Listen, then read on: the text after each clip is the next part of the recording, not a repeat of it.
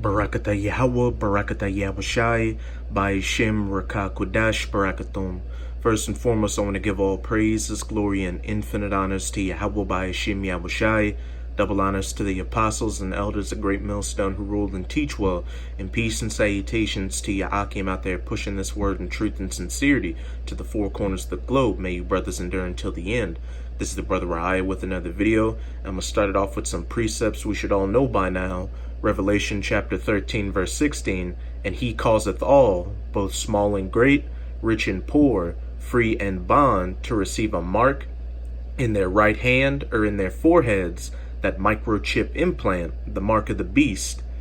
Verse 17, and that no man might buy or sell, save he that had the mark, or the name of the beast, or the number of his name. And this is going to be another video dealing with the mark of the beast. But the part I'm going to focus on is where it says in verse 16, and he causeth all.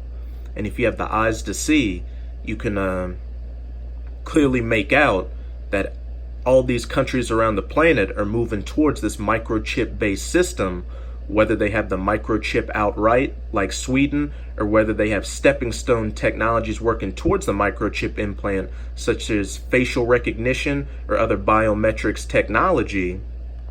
And I've got 3 articles to show this fact. One from France, one about China, and another about the United States, showing that with each passing day, we're getting closer and closer to this mandatory implementation where you won't be able to do anything in society without the microchip implant, and you'll be faced with death for not taking the microchip implant. But you sincere Akim should know by now not to take the microchip implant. Your salvation is predicated upon not taking it. But I'm going to go to my first article on ZeroHedge.com titled, "This is a Major Risk. France rolls out a new facial recognition technology." Is this how French President Emmanuel Macron is choosing to celebrate 70 years of communist rule, referring to China, in a plan that sounds similar to China's social credit score system?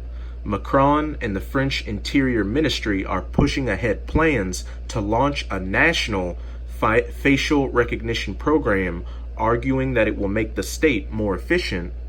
According to Bloomberg, the ID program, known as Alice M, is set to be rolled out in November. Very close. The times are speeding up after the launch was moved forward from an end-of-year timeline. As you know, facial recognition scans your face, just a precursor to that mark in the forehead. Despite objections from the rest of the European community, Macron appears dead set on adopting the new system, ensuring that all French citizens, and he calls it all, both small and great, will be incorporated into the project, whether they support it or not, that a man may neither buy nor sell or do anything in society without the mark. Even within the French government, there's opposition to the new plan. France's data regulator argued that the program breaches the European rule of consent, and a French privacy group is challenging the plan in France's highest administrative court. There's also the question of security. It took a hacker just over an hour to break into a secure government messaging app earlier this year.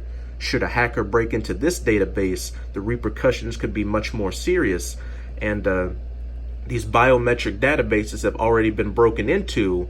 In India, for instance, they have a biometric system which was broken into, and people's information was taken and sold to third parties.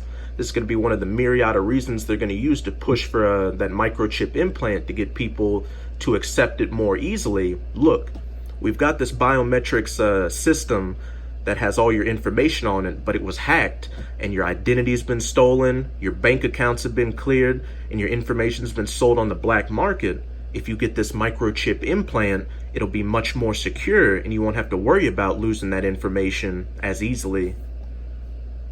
But the government simply won't be swayed, which isn't all that surprising. Macron has shown strong statist tendencies since shortly after he was sworn in. And so one little piece I want to read in this article. Where's it at?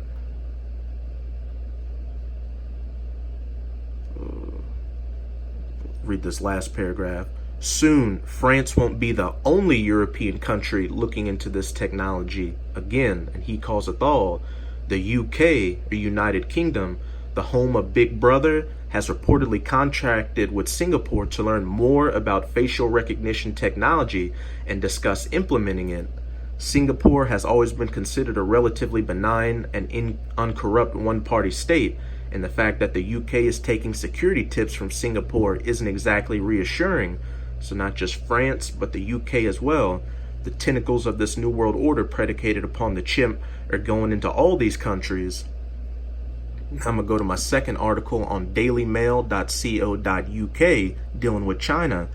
Chinese citizens must pass a facial recognition test to use the internet that they may neither buy nor sell as part of Beijing's social credit system. Citizens in China must have their faces scanned to have the internet installed. The rule is part of China's social credit system and will take effect on December 1st. Authority claimed the move could help improve the nation's internet security. China has been building the world's most powerful facial recognition system. The nation is due to be equipped with 626 million CCTV cameras by 2020. And as I've said in past videos, China is the canary in the coal mine, giving you an example of what this New World Order system that the elites of the Edomites want to implement is going to look like. It's pretty much a cashless society over in China. The younger generations frown upon using physical currency and do most of their payments through QR codes on their phones. They even have fully automated convenience stores with no human cashiers, and all the products have RFID tags on them, which they scan and pay for with. The next logical step would be the microchip implant.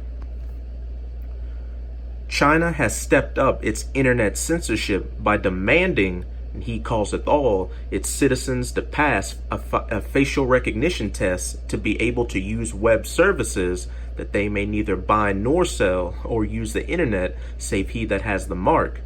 And always remember, the heads of the states of all these different nations rub shoulders with the elites and are on board with this New World Order agenda. They think that by complying with these Rothschilds, these Rockefellers, these Gettys, these DuPonts, you name it, that they'll position themselves to have a pretty good spot in this New World Order. But this is the final kingdom of the heathens run by Esau Edom. After Esau Edom is taken out, the only kingdom that's coming into power is the Israelites, the so-called Negroes, Latinos, and Native Americans who are going to rule for eternity. People who want to have the internet installed at home or on their phones must have their faces scanned by the Chinese authority to prove their identities according to a new regulation. The precursor again to that mark in the forehead, this is all going to be much easier with that microchip implant. The rule, which will take effect on December 1st, very close, is said to be part of the social credit system, which rates the Chinese citizens based on their daily behavior. Chinese citizens must have their faces scanned by the authority to prove their identity before they are allowed to have internet connection at home or on their phones from December 1st. The nation's internet watchdog said the new rules could help improve internet security. At present, a Chinese citizen will need to show his or her ID card while applying for a landline or the internet. The facial recognition test is set to verify that the ID card belongs to the applicant. The directive was issued by the Chinese Ministry of Industry and Information Technology late last month. The ministry claimed the move would help improve the country's internet security and combat terrorism. Another big example they're going to use to push for this microchip implant. You're going to have false flag terrorist attacks, illegal immigrants coming into the country that could be terrorists. So we have to get everybody microchipped so we know your identity, so we know that you're not a domestic terrorist, a black identity extremist, part of Al-Qaeda, or part of that black Hebrew Israelite movement. Chinese citizens are also banned from reselling their SIM cards by the regulation to prevent unregistered users from making calls from mobile phones. And they won't have to worry about banning SIM cards when people have that microchip implant, because you can't just easily cut it out of your hand and sell it to somebody else, especially since it's going to have all your biometric data on it. China has been building the world's largest facial recognition surveillance system. The Big Brother style scheme is powered by hundreds of millions of AI street cameras aiming to identify any of the country's citizens within 3 seconds. And with the 5G network rolling out, it's going to be that much easier to process all this data. And China's actually one of the leading countries pushing for 5G right now. You've had President Trump say we need to play catch up with the Chinese by rolling out 5G so that we can counter their systems and stay ahead of the curve on everything at the cutting edge of technology. China's 1.4 billion population are set to be carefully watched by 626 million street monitors, many having facial recognition functions as early as next year, according to a survey. And there are things people could do to cover up their facial recognition signature, wearing sunglasses or any other type of thing that obstructs your face. But if you've got the microchip implant, it'll just pick up the signal and they'll know exactly who you are. The world's 5 most monitored cities in Chongqing, Shenzhen, Shanghai, Tianjin, and Jinan. The country's 1.4 billion population are set to be carefully watched by 626 million CCTV monitors, many having facial recognition functions, as early as next year, a recent study revealed. That's 1 camera for every 2 people. The most surveyed cities in China, Chongqing is equipped with more than 2.5 million street cameras, or 1 for every 6 people. Critics, however, have voiced concern over the system, claiming it's a way for the government to invade citizens' privacy and restrict their freedom. Many have also compared it to a dystopian system run by a fictional state leader, Big Brother, in George Orwell's novel, 1984. Paul Bishop, a researcher on surveillance topics, previously told Mail Online, China is rapidly adopting CCTV surveillance as a means to monitor the movements of its population at a huge scale. CCTV in China is not just about stopping crime, but also enforcing social norms and behaviors that the government approves of. China's surveillance network also supports the nation's social credit system, which rates its citizens based on their daily behavior and restricts their activities in society if they have a low social credit score. Once complete next year, the national system could determine how easy a citizen could rent a flat, buy or sell, buy travel tickets, or pay for a cup of tea. The system will help the country restore morality, according to China's state-run newspaper Global Times. Latest statistics show the Chinese social credit system blocked what it called discredited entities from taking 2.56 million flights and 90,000 high-speed train journeys in July alone. And I know I'm sounding like a broken record, but you just have to keep repeating it, that they may neither buy nor sell, save he that has the mark. Now I'm going to go to my last article dealing with the U.S. on activistpost.com titled, News from the Constitution-Free Zone, Border Patrol Using Biometrics for Citizenship Checks in Maine. For a number of years now, I've been chronicling the ever-widening use of the Constitution-Free Zone by Border Patrol agents in the name of immigration enforcement.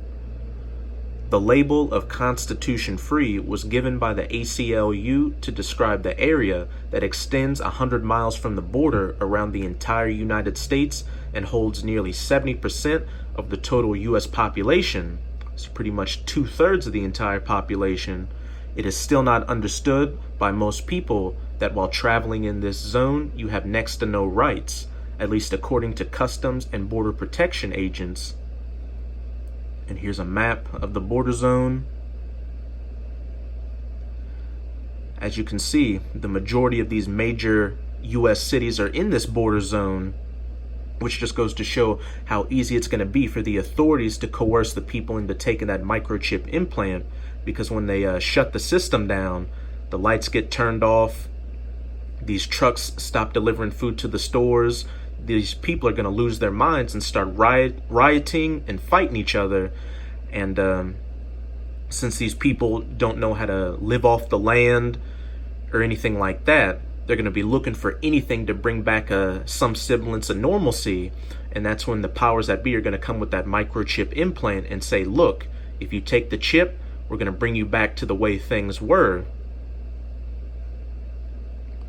The government's 100-mile border zone, nearly 2 out of 3 Americans, 197.4 million people, live within 100 miles of the U.S. land and coastal borders, according to 2007 figures from the U.S. Census Bureau. It is disturbing enough that agents have been exposed for targeting people with foreign accents for interrogation, as well as engaging in a general dragnet of the population on many of the most popular travel lines.